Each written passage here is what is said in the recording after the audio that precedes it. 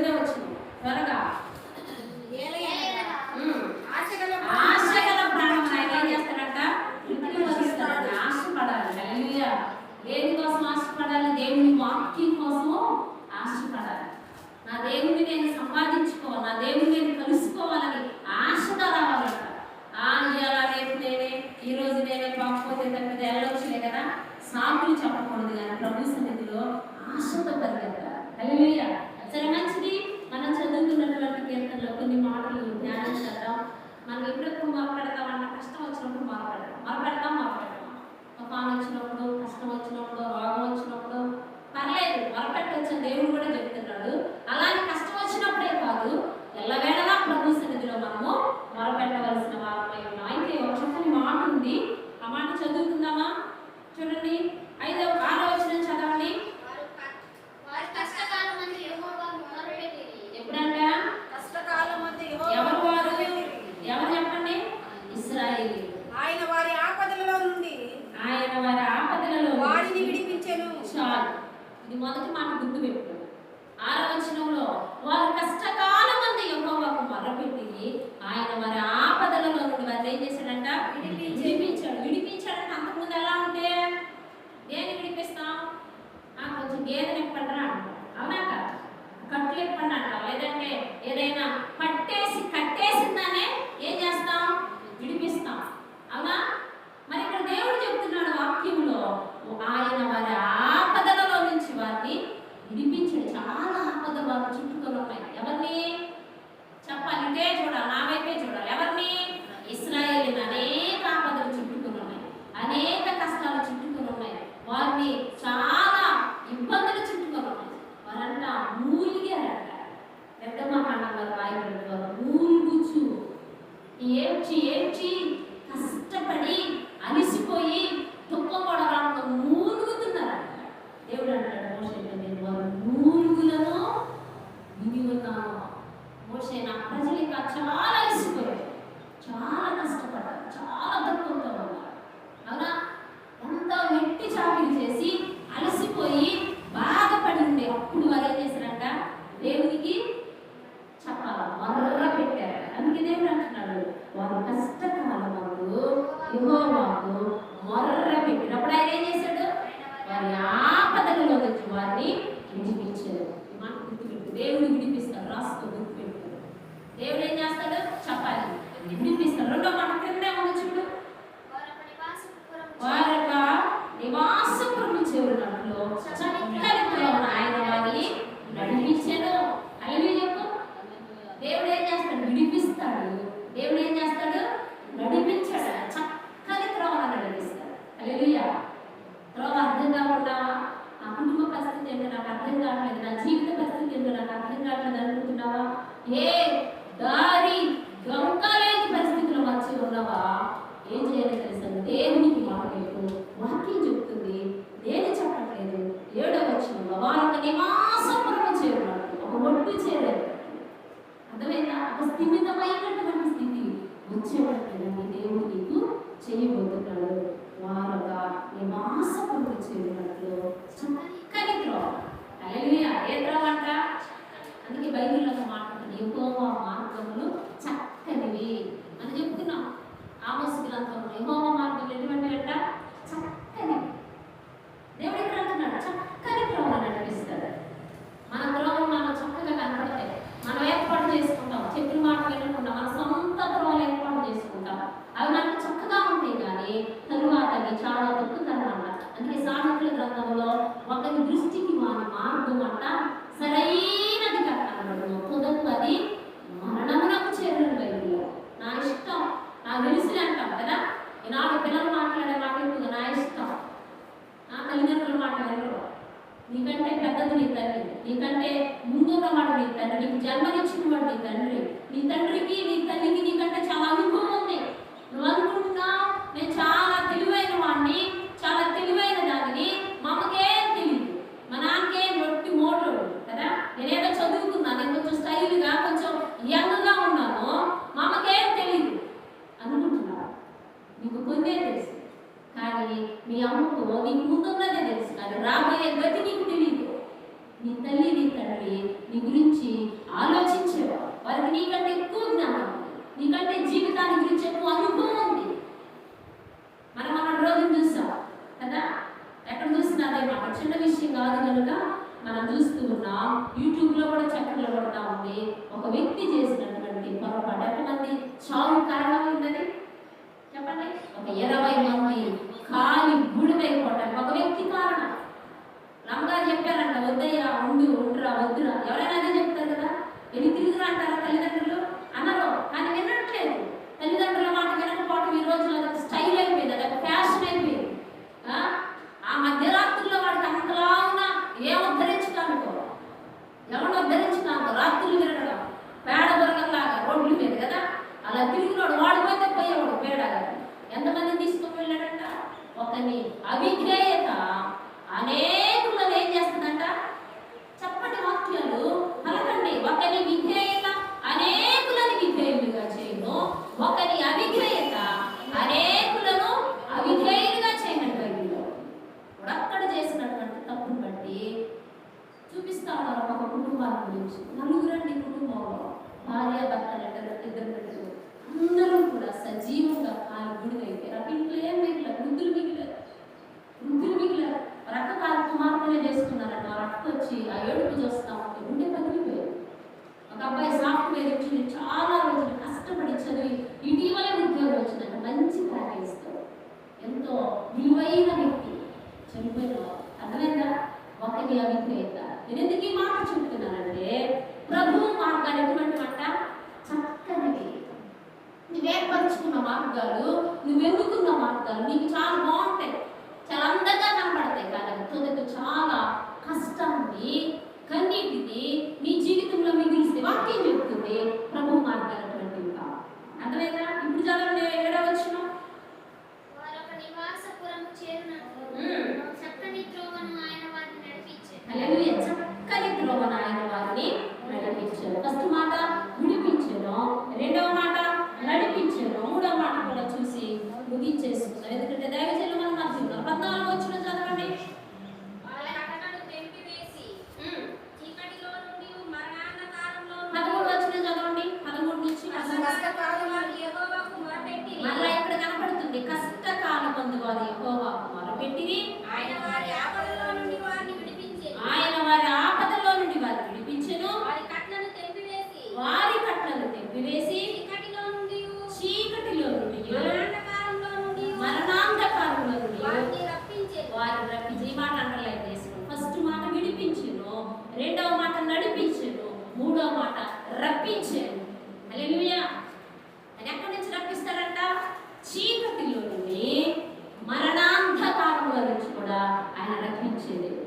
అర్థమైందా? ఇక నా పని అయిపోయిందని చీకటిలో కూర్చోవలసిన పని లేదు. నాకు దిక్కు లేదు, నా స్థితి ఉంటే, నా బ్రతికిందే, నేను ఇక ఏం చేయలేను, అంత అయిపోయింది అనుకుంటున్నామేమో. ప్రభువు నిన్ను రప్పిస్తాడు. సురక్షితమైనటువంటి 10 మందికి ఆదర్శక దేవుడిని చేయగలరు ఈ ప్రభువు. ఎప్పుడో తెలుసా? కష్టంలో రక్తాన్ని కూర్చోమని దేవుడు చెప్పట్లా.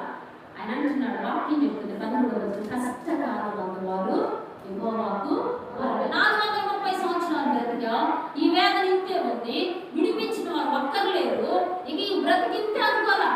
ఇశ్రాయేలుకు ఒక నిరీక్షణ ఉంది, మా దేవుడు నమ్మదగిన దేవుడు, మా దేవుడు ఖచ్చితంగా విడిపిస్తాడు. మేము ఆయన ప్రజలు. ఒకవేళ ఇన్ని సంవత్సరాలు మమ్మల్ని ఎడబాసి ఉండొచ్చు కాక ఖచ్చితంగా మా దేవుడు మమ్మల్ని రప్పిస్తాడు. ఒక నిరీక్షణ. అర్థమైందా? ఆ నిరీక్షణ వారిని మోషే వారి వద్దకు వెళ్ళేటట్లుగా చేసింది. రప్పించాడా? రప్పించలేదా? రప్పించాడు. ఎన్నో అడ్డంకులు వారి ఎదురు వచ్చిన, ఎర్ర సముద్రం ఎదురు వచ్చిన, ఎరుకో గోడలు వచ్చిన, అనేక మంది రాజులు పోనీ మన ఆగారండి? ఆగలేదు. ఆయన వాగ్దానం చేసినట్లుగా వారు కోరుకున్న మంచి దేశంలో దేవుడు వారిని చేర్చాడు. మొట్టమొదటి మాట విడిపించెను, రెండవ మాట నడిపించెను, మూడవ మాట రప్పించెను.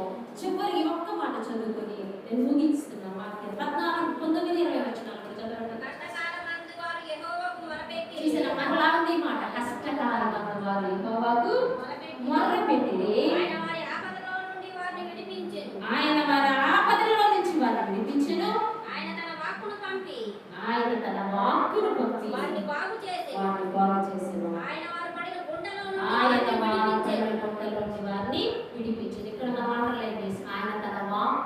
ఏం చేసినంట? బాగు చేసాను. బాగు చేసే దేవుడు విడిపిస్తాడు, నడిపిస్తాడు, రప్పిస్తాడు, నీకు బాగు చేస్తాడు. నువ్వు ఏ మానసిక మతి చెడిపోయి ఉన్నావా? కొంతమంది మతి చెడిపోయి మతి తప్పి ప్రవర్తించాడు. బైబిల్లో మతి తప్పి ప్రవర్తించాడు దాని కదా. కొన్నిసార్లు మతి తప్పుతాం, అన్ని తెలిసినట్టే ఉంటాం, మనంత తెలివైన వాళ్ళు లేరనుకుంటాం, అంత జ్ఞానం కలిగిన వాళ్ళు ఏమో తెలిసి కూడా మతి తప్పుతాం. ఆ మతిని కూడా దేవుడు బాగు చేస్తాడు.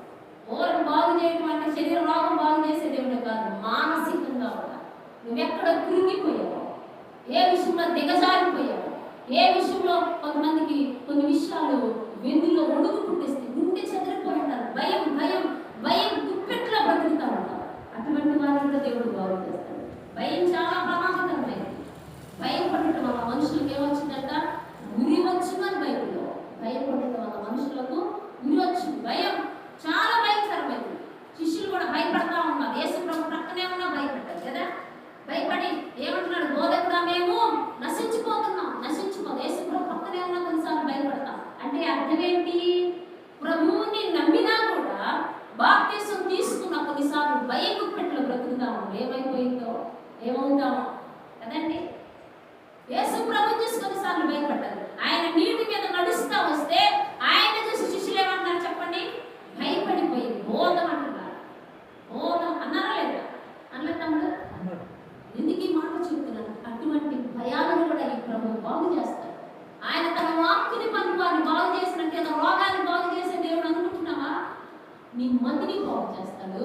నీ అనుకోకుండా నువ్వు ఏ విధమైనటువంటి మానసికంగా కృంగిపోతున్నావో, అందుకే వాక్యంలో ఉంది, గుండె చెదరిన వారిని ఆయన బాగు చేయను. సరే అల్లి చెప్తే మాటలకు మంచిగా అనిపించలేదా? ప్రకృతి సంబంధమైన ఆశీర్వాదం అనుకుంటున్నావా? మానసికంగా నిన్ను కట్టేదేవుడు ఇది. ఈ వాక్ అంత మంచి మాట. నిన్ను విడిపిస్తాడు, నిన్ను నడిపిస్తాడు, నిన్ను రప్పిస్తాడు, నిన్ను బాగు చేస్తాడు. ఏ స్థితిలో ఉండి మాటలు వింటున్నావో నాకు తెలియదు, కానీ నీ దేవుని బిడ్డ ఈ ప్రభు బాగు చేస్తాడు. నీ కుటుంబ స్థితిగతులు బాగు చేస్తాడు, నీ మానసిక స్థితిగతులు బాగు చేస్తాడు. ఆధ్యాత్మికంగా కూడా ఏ విషయంలోనైనా దిగజారిపోతే ఈ ప్రభు నిన్ను బాగు చేసి ఎలా బాగు చేస్తాడంట? ఆయన తన వాక్కుని పంపి. అర్థమైందా? ఎట్లా బాగు చేస్తాడంట? ఆయన తన వాక్కుని పంపి వారిని బాగు చేసేది. తుఫాను వచ్చిందంట. తుఫాను వస్తే చాలా కుటుంబాలు చిక్కుతున్నాయి కదా. ఒక్క మాట చివరిగా చెప్పి సమయం అయిపోయింది. కమ్యూనికి నేను సమయం ఇస్తాను. తుఫాన్లో చాలా వద్దురాని వింటున్నారా? చూసారా? వింటున్నారా? చాలా వరకు అలర్ట్ చేశారు. మన తుఫాన్కి చాలా ప్రాణ నష్టం చాలా తగ్గిపోయింది. అది వేరే విషయం పక్కన పెట్టేస్తే ఇద్దరు లవ్వర్స్ అంట. ఒకవైపు ఎక్కడ వరంగల్ జిల్లా. వద్దురా వెళ్ళొద్దంటే ఆ అమ్మాయిని ఎక్కించుకొని వాడు ఆ బండి మీద వెళ్తా ఉన్నాడంట. ఆ పొట్టు ఆ వాగు దాటేటప్పుడు జారిపోయేది, అందులో పడిపోయింది. పొట్టు శవం కూడా జాడాలి. వాడు దొరికాడు. చెప్తుంది వింటున్నారా? వినట్లేదు. మనుషులు మతి చెడిపోయింది. వద్దన్నదే చేయటం. వద్దురా దాంట్లో వెళ్ళొద్దంటే కాల పుట్టుకొస్తుంది. వాగులో అటే వెళ్ళి పడిపోవచ్చు కళ్ళ ముందే. ఎందుకు ఈ మాట చెప్తున్నానంటే మన స్థితిగతులను దేవుడు బాగు చేస్తాడు. మాట వినేటట్లుగా చేస్తాడు. మతి స్థిమితాన్ని దేవుడు ఇస్తాడు. ఈ దేవుడు మనల్ని బాగు చేసే దేవుడు. ఆయన తన వాక్కును పంపి ఎట్లా బాగు చేస్తాడు? మంచి మాట ద్వారా చెప్తాడు, సాగుని ద్వారా చెప్తాడు, శబ్ద యంత్రాల ద్వారా చెప్తాడు. దేవుడే వచ్చి నీ చేయి పట్టుకొని నిన్ను బయటికి తీసుకొస్తాడు అనుకుంటా. చెప్పేది గుర్తురా? తెలుసు నీకు? కూర్చొని సరి కూర్చొని సాపే గొంతులో ఎండిపోయి అంకులు అర్థం పడతాడు. దేవుడు ఎట్లా బాగు చేస్తాడో తెలుసా? ఒక కుటుంబం ఉందంట, దేవుడు నమ్ముకున్న కుటుంబం. వరద వచ్చింది. వరద వస్తే ప్రభుత్వాలు వచ్చారట. ప్రభుత్వాలు వచ్చి ఏం చెప్తున్నారు? వరద ఉధృతి ఎక్కువ ఉంది, సురక్షిత ప్రాంతాలకు వెళ్ళాలి, ఎటువంటి వెళ్ళాలంటే ప్రార్థన చేస్తా, దేవుడే నాకు తోడుగా ఉంటాడు, ఆయనే నాకు రక్షిస్తాడని ప్రార్థన చేస్తున్నాను. సహాయం తీసుకోరా. పక్కకు వెళ్ళాలంటే మన వాళ్ళు కూడా మన పర్చూరి డివిజన్ ప్రాంతం మన విలేజ్ కూడా వచ్చింది కదా. మనకు కూడా తుఫాను ఉధృతుందని ఒక చోట సురక్షిత ప్రాంతాన్ని తీసుకెళ్ళి కొంత ప్రభుత్వం వారు సేఫ్ జోన్లో ఉంచారు. ఓకే కదా. అట్లా రమ్మంటే వాళ్ళు రాలేదంట. ఏమంటుంది? దేవుడే నన్ను కాపాడుతాడు, దేవుడే మమ్మల్ని రక్షిస్తాడని అంతే ప్రార్థన చేస్తున్నాను. ఆ స్టేజ్ అయిపోయింది. వర్షం ఎక్కువైంది, నడుములోకి నీళ్ళు వచ్చాయంట. అప్పుడు వచ్చారు మీద ఇంకా ఎవరైనా ఉంటే పడవ ఎక్కించుకొని తీసుకొని వెళదామని వస్తే నేను ప్రార్థన చేస్తున్నాను. ప్రార్థన చేస్తే ఏమంటుంది? దేవుడే మమ్మల్ని కాపాడతారు, మీరు కాదు. నేను నమ్ముకున్న దేవుడు, నేను ప్రార్థన చేసిన దేవుడు గొప్ప దేవుడు, ఆయన మమ్మల్ని కాపాడతాడని అట్లనే కూర్చొని ప్రార్థన చేస్తాడు. పడవలో కూడా ఎక్కలేదంట. పడవలో కూడా ఎక్కలేదు. సరే, ఆ పడవ ఎక్కినోడు ఫస్ట్ స్టేజ్ అయిపోయింది. సెకండ్ స్టేజ్లో పడవలో ఎక్కి కొంతమంది సురక్షిత ప్రాంతానికి వెళ్ళిపోయారు. ఏమాత్రం కదలట్లా, దేవుడే రావాలి కోసం ప్రార్థన చేస్తా ఉంది. ఆ తర్వాత అప్పటికప్పుడు వరద ఉధృతి ఎక్కువైపోయింది. ఇక దాటలేనంత నీళ్లు వచ్చేసాయి. అందరూ కూడా ఎండెక్కి చెట్లు ఎక్కి కలుస్తూ ఉన్నారు. ఆ రానుడు కొంతమంది ఉంటారు మొండి వాళ్ళు. అప్పుడు ప్రభుత్వం వారు హెలికాప్టర్ పంపించారంట.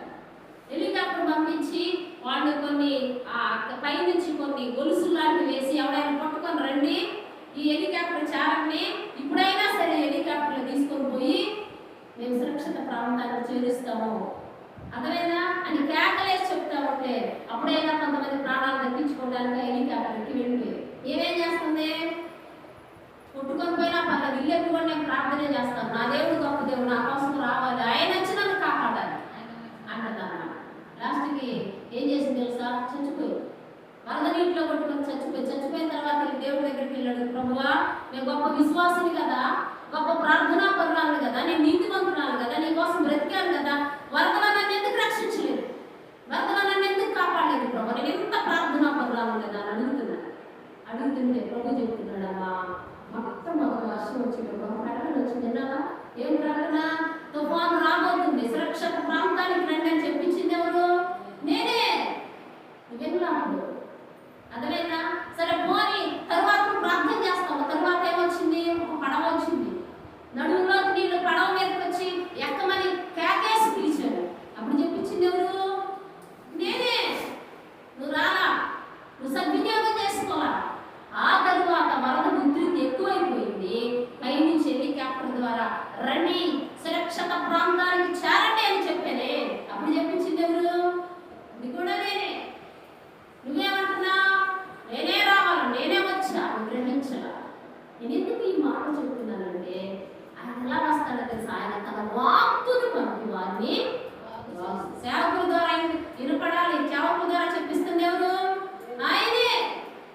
నువ్వు అనుకుంటున్నావు దేవుడే రావాలని, ఎవరో రావాలని. నీకోసం అంతంత త్యాగాలు చేసే టైంకి లేదు.